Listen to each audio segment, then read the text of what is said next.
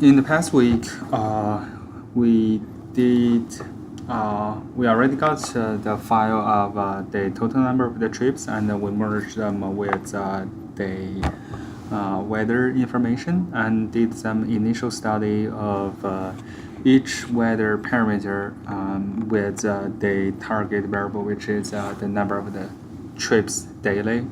We did some plot, as we can see over here. This is the plot of the maxima temperature of the day of the daily trip. We can see this follows a linear pattern. Similarly, we did since for the minima, it also follow the linear pattern. However, for others,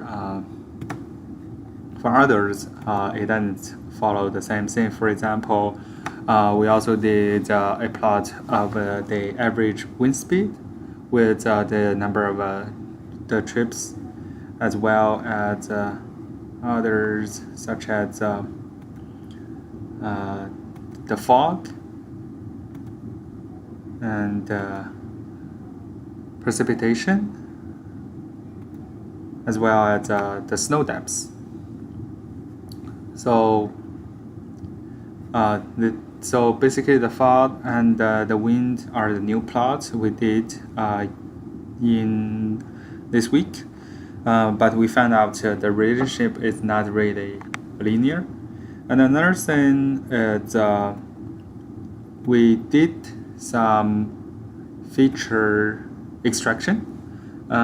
It's worth to point out here, feature extraction is different from another term, which is feature selection. Feature selection is basically select a subset of the existing features, and feature extraction is more, in another word, some people call that feature engineering, meaning it's come out some new feature from the existing features. Probably it's because some existing features may have a strong correlationship, so that have one feature can be better for the simple of a day model. So what we did is over here, as we can see at the bottom, is the original data we have. We have a number of trips and the data and the weather parameters. And on the above one, what we did is we come out with another feature, which is the average temperature from the maxima and the minima temperature of the day. So we're going to use this as a new feature for our model. And after that, what we did is we basically got all the files into a Weka format. So as we can see over here, this is a Weka